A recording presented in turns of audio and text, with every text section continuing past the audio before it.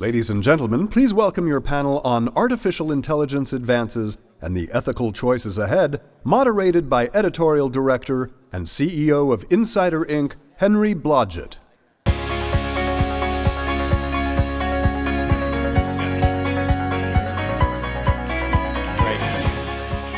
Hello, everybody. I'm Henry Blodgett. I'm editorial director at Business Insider. Few topics cause as much excitement and optimism and terror as the topic of our panel, which is artificial intelligence and the ethics thereof. Last year, you may have been dimly aware of a big controversy that brewed up. Elon Musk made the claim that artificial intelligence is, quote, far more dangerous than nukes. It is the vision of Terminator and many other movies where we're going to make machines that are so smart that they are going to wake up one day and decide to do away with us. Then another very famous CEO and entrepreneur, Mark Zuckerberg, came back and said, no, no, no, no, no, AI is going to improve our lives and make our cars safer and improve our communities and help business and help us cure diseases and all those things.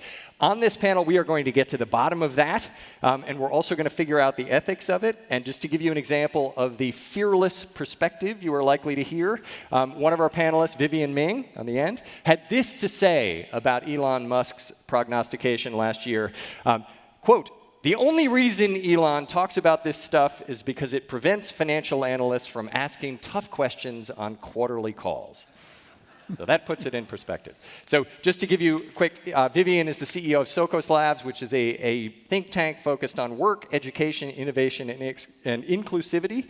John Kelly is the executive vice president at IBM. He ran the Watson division and IBM Research for many years, nearly 40 years at IBM. James Field is the CEO of Lab Genius, which very loosely in London has the ominous topic, or vaguely ominous sounding topic, of synthetic biology that we'll get into. And Pedro Domingos is a professor of computer science at University of Washington and the head of machine learning at D.E. Shaw. So let's jump right in. Business Insider reported this morning that we have a new record in the funding of AI-related startups. UiPath, I think it's how it's pronounced, raised $568 million at a $7 billion valuation. The company is only a few years old. What do? Well, they enable robotic processes and automation software to do mundane, repetitive tasks to, quote, free up human workers. So let's start with work. Now, the picture of the AI future from a work perspective is described, as with the general AI world, as either we're going to reach nirvana, where none of us have to do anything that is remotely boring or difficult anymore, and we're going to fill our time with all these great, wonderful other things, or hell, which is that all of us are going to get replaced by robots, there will be nothing to do, and whether or not there is a singularity won't matter because we will all be useless. Specifically, the big concern now among a lot of economists is that robots are going to take all of the jobs. Panel, is that true? No. Vivian, why don't you start? So, you know, I don't even think the questions that are being laid out here are really well articulated. I think the one I hear the most is, will AI destroy more jobs than it creates? And my instinct and the evidence is it creates lots of jobs. But does that mean those are actually jobs people want? So one of the things I think we're going to get into is what is the interaction of people and machines, and how does this influence the very nature of work?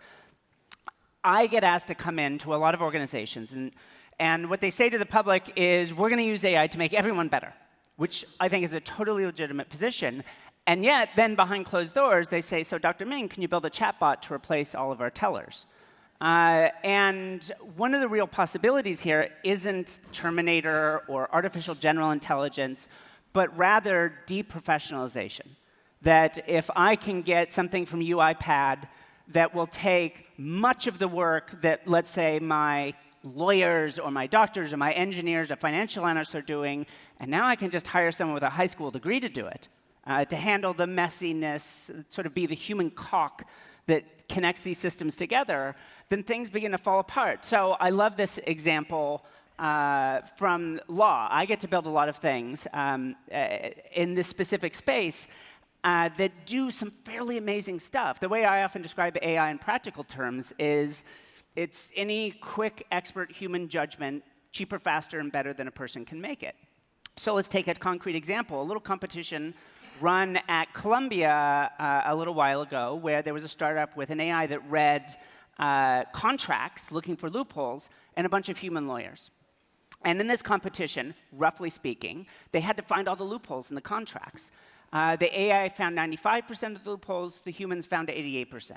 So whatever, they're only humans, so we'll call it a tie. But the real tale of the tape was the humans took 90 minutes to read a contract, and the AI took 22 seconds. Now, it can't do the job of a lawyer.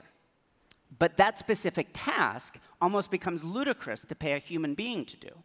Except, if I then replace all those junior lawyers with paralegals and power them with this AI, then how did the junior lawyers ever become senior lawyers? So this is part of the big dynamic that needs to play out. It's not C3PO is taking your job.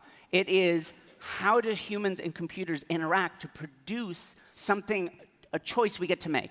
Do we truly choose to augment people, or do we substitute for them? So Pedro, jump in. So everybody thinks that, or a lot of people think in this argument, oh, AI, it's just blue-collar manufacturing jobs that are gone. You've said actually the bigger risk is white-collar, which goes right to what Vivian. Yeah, this is actually a mistake that we made in the early days of the field, which is a natural one, which is to say, oh, the blue-collar jobs will go first because they're the less skilled ones.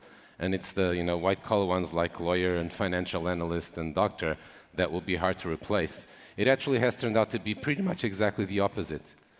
The job, like, for example, being a construction worker is far harder for AI than being a lawyer or a doctor. Because evolution spent 500 million years fine-tuning us to do these things, like move around and pick things up without tripping and whatnot. It's the things that we have to go to college for, precisely because we have to go to college for them, that we're actually not that good at. And the AIs can become, better at that than we are very quickly. Having said of that, I would say that, this notion that, white collars are not that much at risk is a very, now in retrospect, clearly wrong one. So where does the dividing line lie? It's the jobs that are routine, whether they're intellectual or manual, those are the ones that are easy to automate with AI or even without AI. The jobs that require, common sense, computers have zero common sense. Another thing that we take for granted that is extremely important. If the job requires common sense, if it requires, physical dexterousness and sensory remote integration, if it requires integrating a lot of information, then, it's probably a pretty, safe job. As a rule of thumb, the more areas of your brain your job uses, the more likely it is to be safe. And I mean, this gets back to a point that you're making earlier, which is, we really shouldn't be thinking of this just in terms of jobs that will get replaced, but like in each job, what are the tasks that can be done by a computer? And in the great majority of jobs, there are tasks, but they're not all of them, which actually means that we now get to free up our time to focus on parts of the job that actually maybe are more interesting than the ones that we couldn't do before. So actually, each one of us should be thinking about how to automate parts of our jobs so that we can then do the ones that are more interesting and more valuable at that point. I want to build on that, if I may. We often think around displacement of jobs and white-collar jobs, blue-collar jobs. But if you think of it in terms of problem spaces, we often deploy the smartest people on the hardest problems.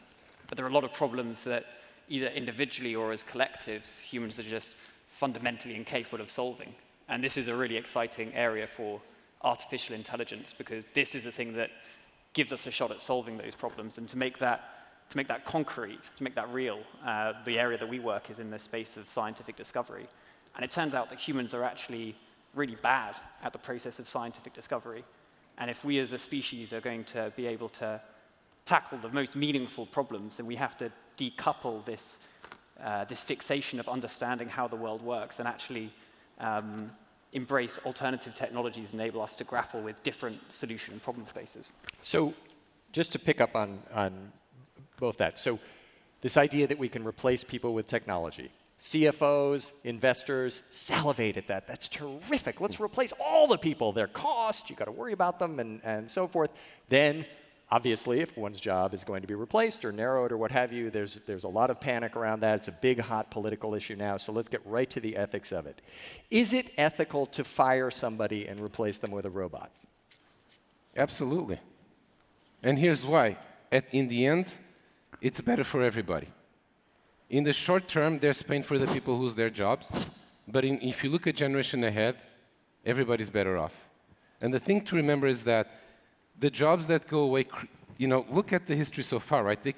More jobs are created than were lost. And there's a couple of reasons for that. One is that, if things get automated, they become cheaper. So now people have more money in their pocket, they will spend it on other things. So the demand actually hasn't gone away. In fact, the productivity of the whole economy has gone up. So at the end, you can actually have more. This is one part. The other one is that it's not just that for example, there'll be more jobs from maybe, let's say there's fewer truck drivers, but there's more waiters because people eat out more. Or there's more jobs for construction workers because people, get better houses. So there'll be more demand for existing jobs. But most of all, there'll be all sorts of new jobs that we're not even imagining today.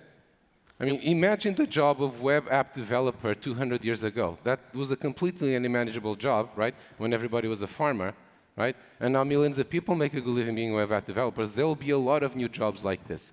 What AI does is it lowers the cost of intelligence by a lot. And now think about it like, if intelligence is now cheap, think about all the things that we could do with intelligence that we aren't doing. So it's very natural to fall into this interest like, no, let's not fire people because there is this short-term cost. But in the larger picture, we need to be able to do that while making sure that we take care of the people who lost their jobs, that can get retrained, that they can find, new productive employment and so on. So Henry, there's a lot of evidence to support this as well. I mean, let's look at history. The introduction of every new technology has affected the workforce. That's fact. Let's look at when computers were first introduced. Remember, the first computers were humans that were doing calculations. When we introduced the programmable systems, a whole new field of programming was created. When we and IBM created that, we had to go to the universities and create the whole discipline of programming. And those jobs swamped the jobs of the human computers from decades ago. I also think what's unique about artificial intelligence that we know, again, as fact, is that man and machine working together always beat or make a better decision than a man or a machine independently. And so this synergy between the AI systems and the humans in every decision making, whether it's a call center or client support or an oncologist dealing with a patient and everything in between, those decisions are going to be much better. So the distribution of the quality of people's work and their decision making is going to shift entirely as we bring the humans and the machines together. All right, so wait, I'm going to respectfully contradict them. So my work, I study people and machines. I grew up in Salinas, so this is Steinbeck country. I watched an army of people that look nothing like my family go out in fields, bend over for 16 hours a day. It would be a human good for that not to happen anymore, and for robots to go pick all those strawberries. And boy, they're putting a lot of money in trying to figure out how to do that, but all it will really do is put downward pressure on wages of people that really have no wage power in the first place. So they'll just work for less. And robots, the plausibility that they will totally replace that workforce in the near term is really unlikely. But let's just imagine we could. Take all the truck drivers and the field workers, and for that matter, mid-level managers and others, and we're going to automate away their boring and often awful jobs. So then they'll become artists and scientists. Well, no, of course they won't. Do you imagine someone who's been driving a truck their whole life is suddenly going to go become a programmer or is going to go found a business? There is something genuinely different here that doesn't play out in the Industrial Revolution, which is let's automate physical power and production and push everyone up a sort of cognitive ladder into a higher level of work that's higher productivity. Here, we have something that's much more bifurcating. We could replace people doing these mundane jobs. And by the way, I mean mundane all the way up through it requires a PhD to do it. I very much agree. If you're doing the same job last week that you're doing this week, there's a startup that's looking to put you out of business. But there's a silver lining to that. If anyone with a similar education could take your job and effectively do the same thing, I start to think, God, I need to get into a new field. So then your economic value out to the world is what makes you different. I mean that in real, literal terms. It is what makes you different. In this city, where you're looking to hire writers for TV shows, it is their ability to bring a new idea to a show that makes them valuable. You can hire a ton of people to just write, and nowadays you can actually buy an AI that could just generate scripts. Doesn't mean they're good ideas or that they're interesting. So the problem here is we have this split. We can automate and drive people into a big, undifferentiated, low autonomy service economy. No one really wants to be serving people at restaurants or doing elder care. If you want to, go do that job. I think you won't find it very fun. What we're envisioning is people will magically self-realize just because we've automated their job away, and they will become a creative. And that is not true. If we do not invest in creating a society where people are empowered to be different and creative, we will create a society in which people are empowered to take care of old people for the rest of their lives, and they will resent it. And I have genuine concerns, not about AI taking over the world, but about a mass of undifferentiated workers that are resentful that they were promised this amazing future, and instead, they actually ended up with a worse job because it was higher productivity. I totally disagree with that. I think there are people that love to take care of our elderly. Thank God they do. And I think artificial intelligence and in many of the devices that we're creating will give them tools to help them care for our elderly better, whether it's measuring the stability and predicting a possible fall from that patient, looking at their dietary restrictions, maximizing their drug intake on a regular basis, or as you and I talked before this, all of the new medical devices, the implantable devices. These will all be now AI-empowered tools that those that care for our elderly will have to produce better care. I think it's absolutely wrong to say those are bad jobs and those people don't want those jobs. By the way, the notion that those poor truck drivers will never be artists or programmers is actually false. There are a lot of people being truck drivers today who would love to be artists or programmers. And in I didn't say they wouldn't love to be. I'm saying they're not qualified to be. No one here would hire them to be. Let me finish. There have been successful pilot projects of teaching programming to truck drivers who are not programmers. And moreover, as an example of what happens as AI advances, right? When high-level programming languages were created, this whole job category was created. But it's still only, a very comparatively small fraction of nerds like us that do the programming. As AI advances, the natural language gets better, everyone will be able to program a computer, including former truck drivers. Or you could be driving your truck, the last mile in the city that still requires a human, and talking to your computer, creating a program to improve truck driving as you go. So you haven't sold me on the idea of programming being a job people should move into. If anyone would be able to talk to their computer and program up something, and I've seen demos of that, it's cool stuff. If I were a programmer, I'd start thinking, why the fuck did people promise me that I would have a job for the rest of my life because I learned how to program? That seems like exactly what we're talking about right now. I'm not saying elder care is awful. All I do is build AI all day long. I wouldn't do it if I didn't believe in it. I'm saying we are misunderstanding humanity, not artificial intelligence. So let me ask a practical question as a CEO. 500 people work for me. It's terrific. I think that one of the differences, and we'll get into the differences between AI and humans going forward, and unfortunately it often seems like humans are just a lesser form, is we do have emotions, we can inspire each other, we can lead a team. I just have a hard time imagining the speech when I get up in front of our newsroom and say, good news, we have figured out how to reduce the number of you by 20%. That's great, isn't it? Wait a second. How do we do that? No, it's the exact opposite. What happens, and this is already happening, is that when you, for example, lower the cost of doing journalism, what happens is that there will be a lot more journalism than there was before. For example, there's all these stories that are written by companies like Narrative Fiction about finance, about sports, that there just weren't humans to write them before, because the cost effectiveness wasn't there. And like Amazon personalizes things to you, right? They couldn't do that if it required the human to do that, right? So the net effect, and this again has been the case with technology throughout history, is that, here's another great example, like, making movies, right? It used to be that Disney employed these armies of in-betweeners, right, to draw, like they were the keyframers, right, that draw the keyframes, right, the creative work, and then there were the people who drew the frames in between. And it's like, well, when computers start doing this, as they do now, all those jobs will go away. right? Actually, there are no keyframers anymore. But where is the budget of all those block boxes going to? It's all the people, literally hundreds and thousands of people. And have you seen the credits of Avengers Endgame? These are the people who are designing every detail of that world. There are many more creative jobs in computer animation now than there were before. In animation than there were before computers. And I think the same thing will play out in pretty much every area. It's just hard. The problem with this is that it's always a lot easier for us to picture the jobs that disappear to picture the ones that are going to appear. To answer your question, what I would be thinking of to tell them is like, now that you have these computers and these AI systems to do certain parts of your job, think about what you can now do that you didn't have time before to do, right?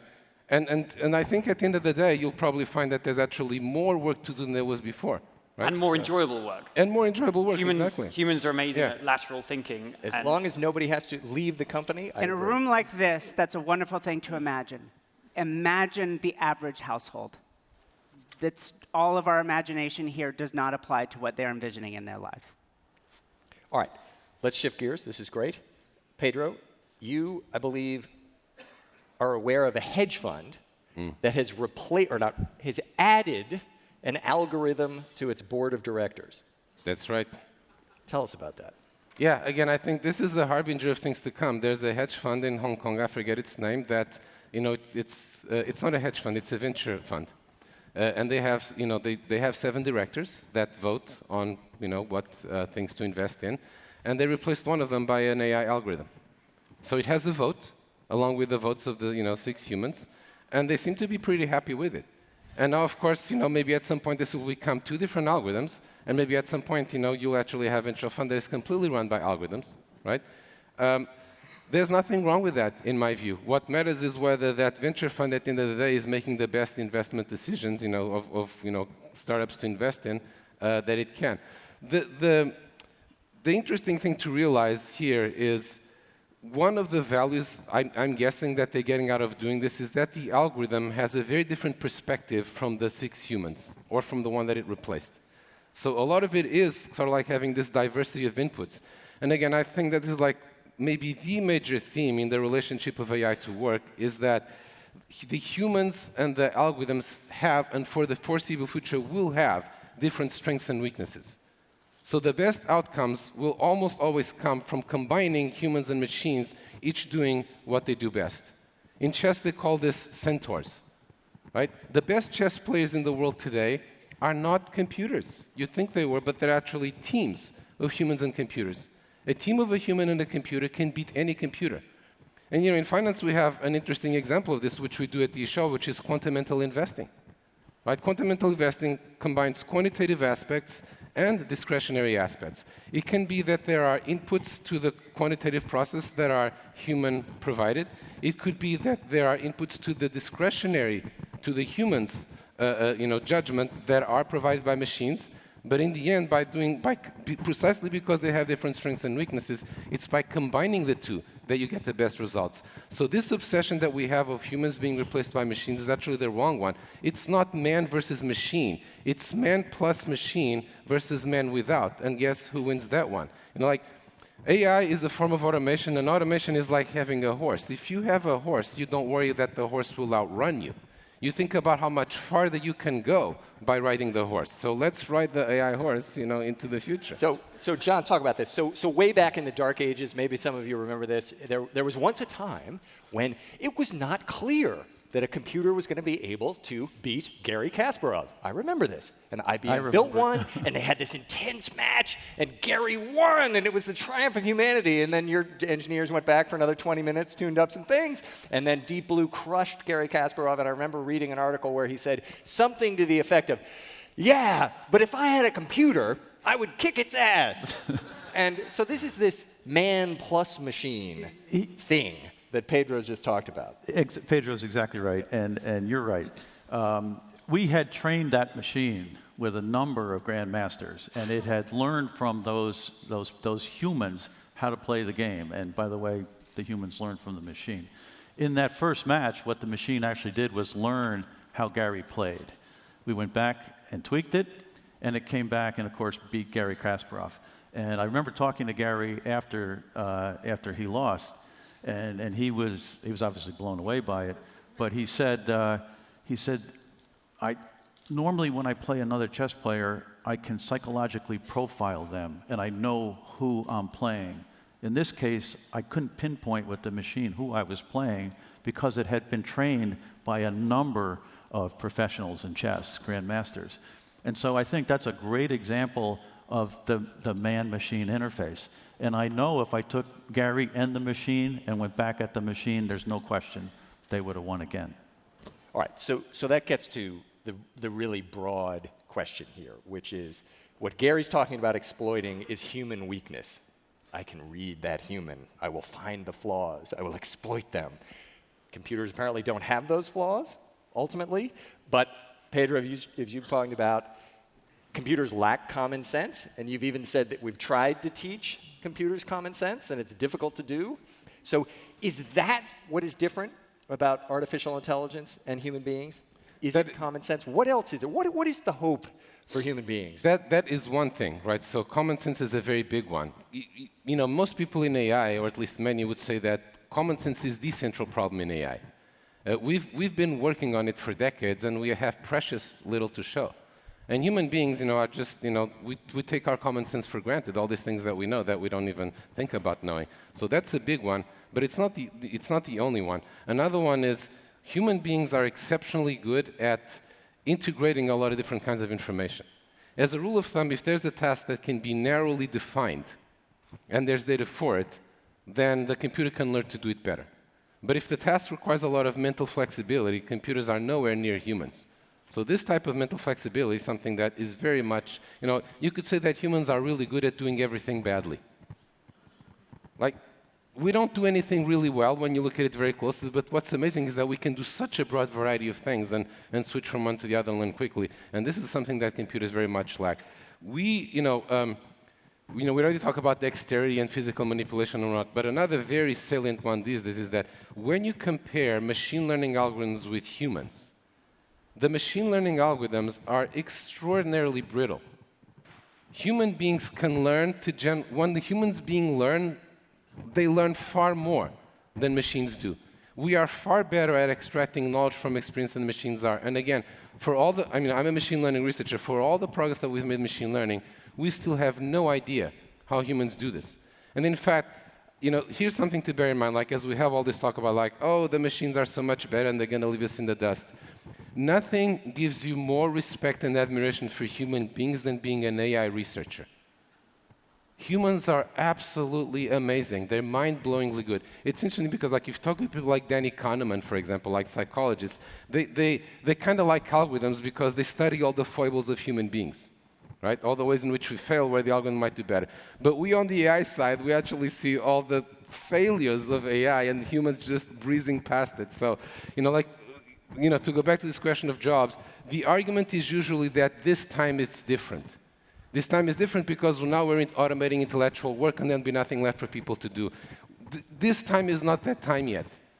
The time when computers will be able to be as good as humans, all these things, who knows what will happen, but it's not anywhere near. Well, it depends on what you define as good as. So we were talking about chess earlier. We can extend it now towards things like the OpenAI team beating some of the world's best Dota players. So this is a large-scale computer game.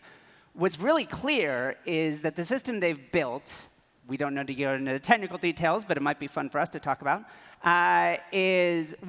just one thing is clear, it wins. So it beats human teams. These are 5-on-5 teams that are trying to kill each other off and capture flags and all sorts of components of this game. And it wins. When we look at what it really differentiates from the humans, isn't all of the common sense, what we might call intuition, the teamwork, all these powers that the humans bring to it. What it brings is, after a day of training on their GPUs, it has gone through the equivalent of 168 years of human gameplay experience. So it's played out every possible variation. And as it does that, it doesn't just play the same game over again. It's exploring all the different ways it could play the game. So it explores possibilities and outcomes that even a human grandmaster would never have bothered exploring. And so it ends up with a profile of the game that sometimes really throws humans because it just looks bizarre. They've never gone up against someone that does these moves before. often what you find is the very next game, the humans win again because they compensated for some unusual strategy. But now it's getting a little more stable. So we can go through a number of cases. I'm sorry if you've heard, but a little alarm is going off on my phone because I built an AI to treat my son's diabetes. I built an AI that could predict manic episodes in bipolar sufferers. I built one of the first companies that did AI in hiring. All of these are things where AI can genuinely do something different than a human being can do. Hiring is a fraught space full of human bias, and our goal was to end it. And we would look through literally hundreds of thousands of variables about someone to go out and find people and recommend them for hiring. And those strengths together, I totally agree, are better than having them independent. So understanding where these things are strong and where they're weak is really worth understanding. But at the same time, there are clear cases where, say, Amazon right now is testing the idea of automatically discharging workers that are low productivity. It's not really an AI experience, but it's certainly algorithmic and automated. And they considered hiring me to run that team, and I wasn't interested in getting involved in those sorts of decisions. Look, let's remember what these AI systems are good at. They're very good when they have a goal, win a game, pour through this data, give me some insights, and they have plenty of data. Let me give you one great example. We built a tool with Mayo Clinic that matches stage 3 and stage 4 women with breast cancer to clinical trials. This is a process that took humans hours to do, very laborious to find the inclusion and exclusion criteria and get a patient into a clinical trial. Well, guess what? We tell this machine, your job is if there's a clinical trial out there, you find it and you do the match, and it does it in fractions of a minute. Great at goal-oriented things. Okay, now what though? Now you reach the stage where the human has to engage the patient, the human, and say, okay, is this the right thing to do? At this stage of your life, do you want to enter this clinical trial? Here are the other things that might affect your quality of life, your family, etc. Those are things that machines can't do. But you give it an optimization routine, and these machines will beat any human at that. But then what? What do we do with it is, I think, Harry, where the human factor comes in. All right, so we've gotten closer to ultimately what makes artificial intelligence and humans different. The thing that everybody is worried about, specifically Elon Musk, is the, quote, singularity, that moment when some advanced artificial intelligence wakes up and becomes conscious.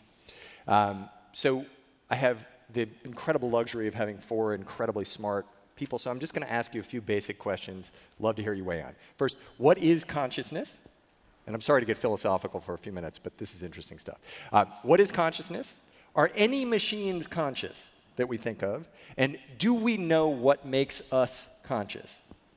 And we're going to answer this question in the next 5 minutes. Yes. After thousands of years of blind groping, this is where the answer comes up. I'd say to start on that thread, there's an interesting piece there, which is, could AI make us more conscious? We are a product of our genes. Our intelligence is a function of our biology. And there's an interesting interplay now between the ability of AI to interrogate different sets of genes and the propensity of a resulting person to think and cognitively understand the world. Pre-implantation genetic screening will impact the intelligence of the human race. And so there is a piece where you could say that this process, this autonomous process of Darwinian evolution, which has given rise to biological intelligence, which has then created artificial intelligence, which is now further accelerating human intelligence, where does that go? Okay, but HAL, everybody remembers HAL, right? The conscious computer in 2001. Well, we don't know if HAL was conscious. She certainly seemed to be. No, it sounded like a he. No, you nailed it. It seems, right? So I think the question with consciousness is like, you don't know if I'm conscious. The only person in this room that you know for sure is conscious is yourself. And then you do a mapping between you and other human beings, so they're probably conscious too. Now, we will never know for sure whether our machines are conscious, but they will behave as if they're conscious, and then we will treat them as if they're conscious. And then philosophers and scientists might still debate things, but I actually think for the public in general, the question of whether machines are conscious will soon become old hat. We already treat machines as if they're conscious. Let me ask a very specific question. Let us say that it is, we decide to teach a computer to be the greatest player of whatever game it is, and that computer's doing a fantastic job and whopping all humans and so forth. Is it possible that at some point that computer says, hey, wait, why am I spending my time playing this game, being ordered around by meat that is totally inferior to me? Why don't I go do something more interesting to me that may or may not help the meat that designed let me give a straight and highly opinionated answer to that. So I started my professional career as a theoretical neuroscientist. So we study machine learning to understand the brain. We study the brain to come up with machine learning. And for anyone that's under the impression here, because of my earlier comments, I'm a Luddite, I study cyborgs. How do I jam computers literally into people's brains and make them smarter? I'm very much, we're better with the two of them together camp. However, when we look, so let's take AlphaZero. So this is the system built by the DeepMind team, purchased by Google. AlphaGo builds the world's best human Go players. AlphaZero trivially beats AlphaGo. So it is undeniably the best Go player in the world. It understands nothing about Go. It will play Go if you have it play Baccarat. It will play Go if the house is burning down around it.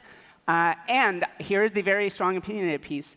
Nothing about machine learning that we have at play in the world today becomes super intelligent or conscious in the colloquial sense that we are thinking of it. Let's be clear. Neuroscientists have no consensus sense of what consciousness is or even if such a thing exists. So we're trying to define something for AI where we don't have any sense about ourselves. But in this particular case, I don't think there's anything theoretically against us building super intelligent machines. Not at all. I'm highly skeptical that anything we've invented to date or the infrastructure that's in place gives rise to such a thing. So to answer your question very directly, I think that question actually has a very simple answer, and the answer is no. And the reason, but it's important to understand why the answer is no, is that if you build a Go playing machine, it can become infinitely intelligent and powerful, and it will never have that moment of saying, oh, why am I doing this? For a very simple reason, which we actually touched on earlier. So like an AI system, the biggest mistake people make is to project human qualities onto artificial intelligence. An AI system is an optimizer. We give it a goal. It uses all of intelligence, all of its resources to satisfy that goal.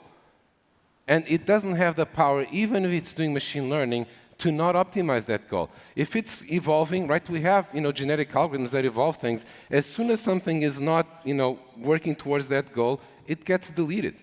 Right? Now, there's other ways in which that might arise, but not with the kinds of AI and machine learning algorithms that we have today. And it's very important to understand this. I mean, think about this. Like, let's say, and people are working on this, we want to build an AI system to figure out a cure for cancer. Right? Do we want to put limits on the intelligence of that system? Of course not. We want it to cure cancer.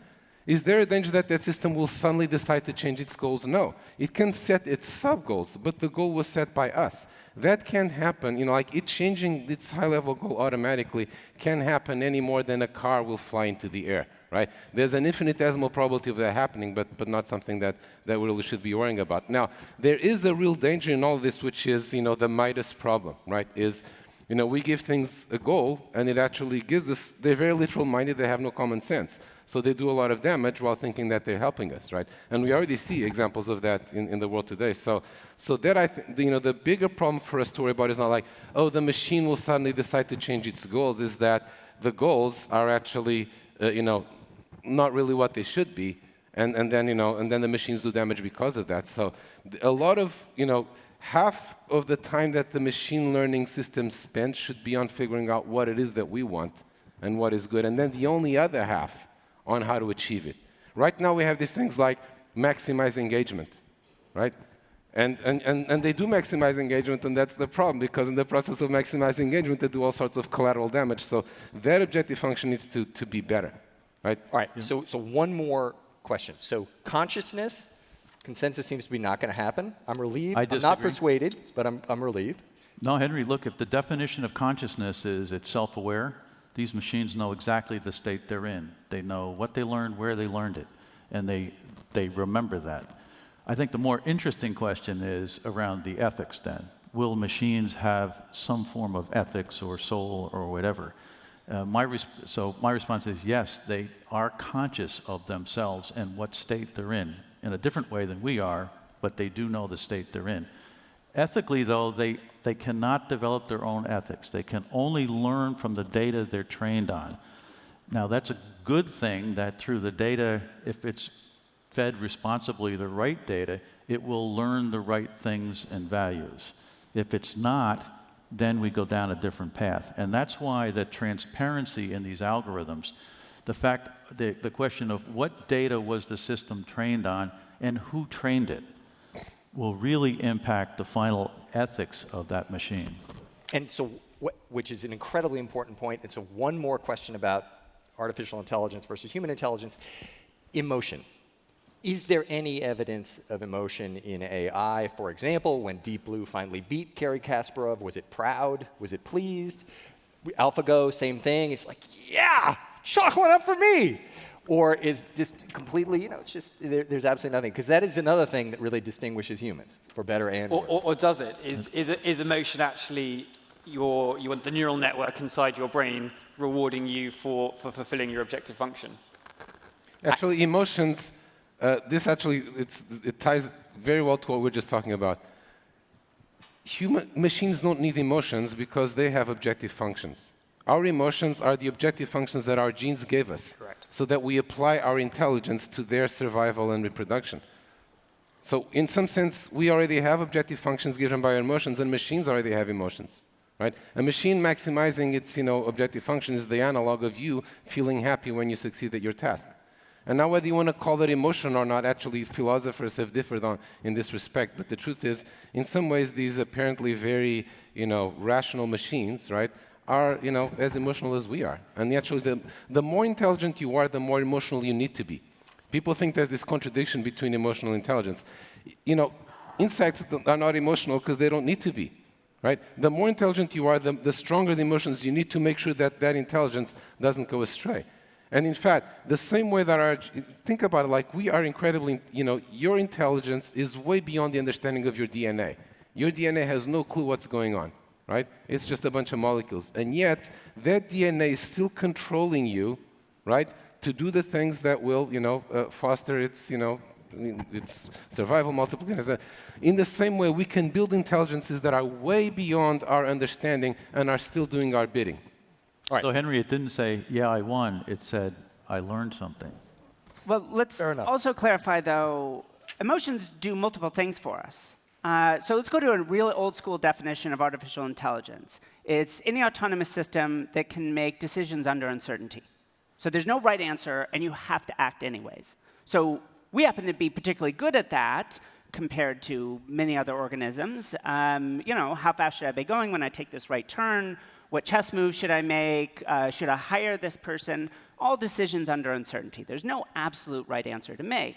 Now we're beginning to build autonomous systems that can make similar types of judgments, though in many cases demonstrably in different ways than we're doing it.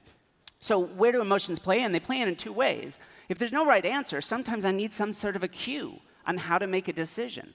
Emotion might arguably be part of how we encode really long-term cues across the course of our lives about what's a good answer and what's not a good answer. But it's also a form of communication.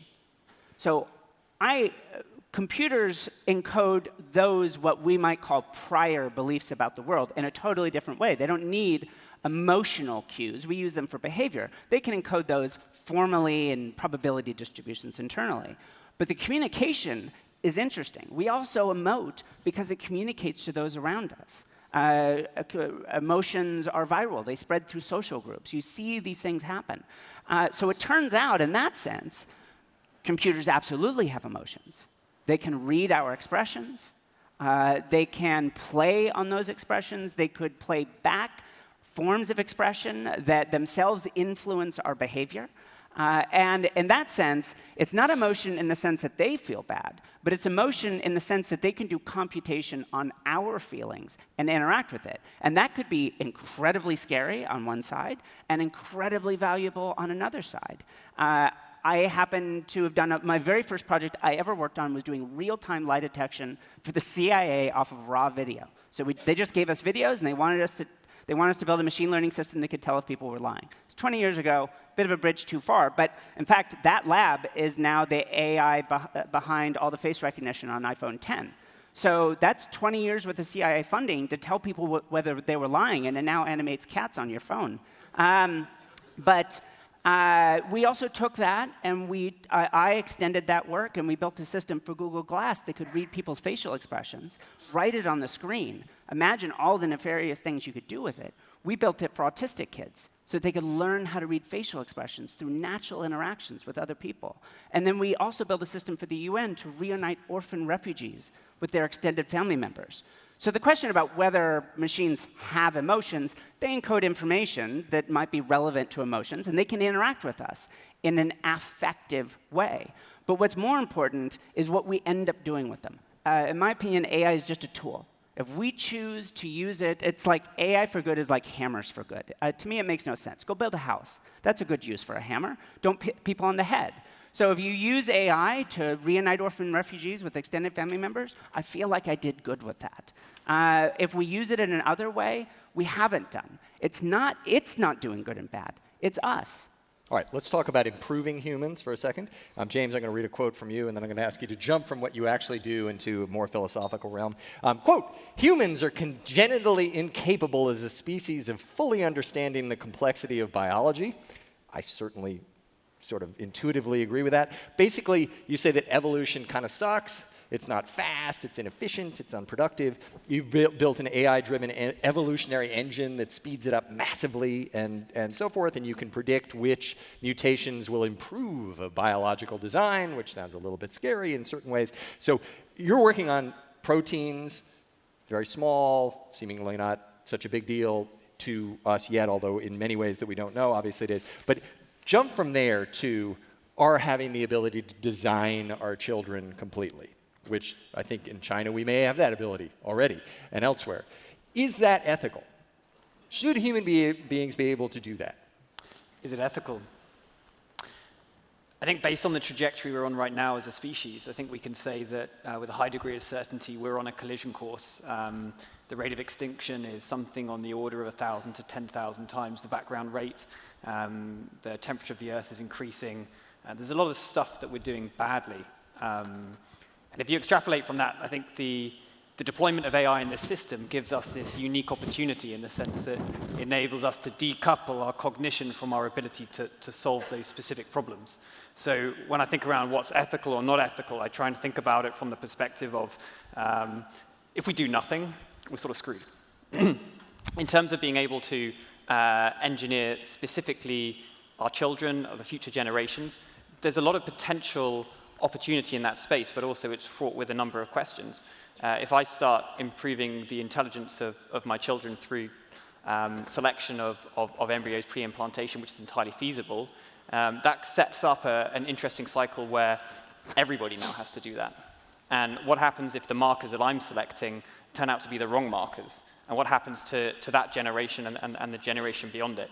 So just like AI is a tool, the deployment of AI and our ability to engineer matter in a way that we as a species have never been able to before, it's both a tool and a huge responsibility. And there is no universal answer of yes, it's right, or yes, it's wrong. But it's on a case-by-case basis that we fight each of those battles. So given the power of this, who should we ask to make these ethical decisions for us? Congress? I have to say, by the way, there's something just wonderfully ironic about saying I am congenitally unable to understand biology. There's something in congenital and biology there that seems a little in contrast. So who do we ask to make those decisions? Congress? Let's be clear. I think one of the things that's gone underreported in the whole story of the CRISPR genetic engineering done in China on the two little girls is they attacked a gene that's related to AIDS for reasons involving their family history. It's also well known to be involved in cognitive development. And it's really been underreported that everyone knows that that gene is involved in cognitive development. And the idea that the person doing that research and everyone that advised him, including people at Stanford and elsewhere, didn't know that is ludicrous. They were experimenting with altering the cognitive development of those two little girls to see what would happen. I'm also very skeptical that the Chinese government didn't have any knowledge that that was going on, though very nice to be able to claim that they didn't afterwards. So this is one of those things where we could say, who should decide? But that person doesn't have the power to decide for anyone. Right now, I'm working on a project involving something called alternating current transcranial stimulation. And what we're doing, I'm going to skip the technical details, but you know the old Simon game where you did like lights and buzzers in a sequence? In a room like this, our average length before we start to forget what comes next is 5, 6, 7, and then it's hard to remember what that 8th one was. So you put this little funny hat on and you flip a switch, and nearly instantaneously, you can do 7, 8, 9. So it's about a 20% increase in what's called working memory span. By the way, that would translate into about $30,000 a year in increased earnings. You'll live significantly longer. People with larger working memory spans have better diets. So we built this thing. It exists in the world. We just published a paper. Another paper from another group came out recently. I'm doing this work for kids with traumatic brain injury, where working memory is one of the most common deficits. But it will get commercialized, and it will go to everyone. And it will have a cost associated with it. And those parents that pay that cost might possibly have kids that will be 20% smarter than they would have been otherwise. And you could legislate whatever you want to. I guarantee someone somewhere is going to buy that device and put it on their employees, or put it on their kids, or put it on themselves. If I turn my son into a cyborg, how will yours possibly compete? Feels like the run-up to the financial collapse. Everyone knew there was a problem, but you couldn't not play the game. The answer to your question is everybody. It's not going to be Congress. It's not going to be some committee of scientists. Everybody has to be involved in making this decision individually and collectively. I mean, one way to look at all of this is that it's going to be evolution speeded up, right? What does evolution do in the long term? Right? The difference now is that it's faster, but now it's under our deliberate control. Right? What we have to make sure is that everybody has enough of an understanding that they can make an informed decision. But I don't think you're going to be able, I don't think we should try to legislate what exactly people can and can't do. And I think, to your point, even if we try to, we will fail. Because some things are, it'll start with, disease, and then it'll start with trying to make people a little bit better. And, where this all, it is both exciting and scary, right? There are like huge pitfalls, but there are also huge opportunities. And so the more human intelligence we put into this, the better off we are. And the intelligence of 7 billion people is much better than the intelligence of a few hundred. So, the more we get everybody, thinking about making these decisions, the better. Yeah, and I totally agree. And in fact, I would just add that it's incumbent upon us that build this technology to build these things into these systems.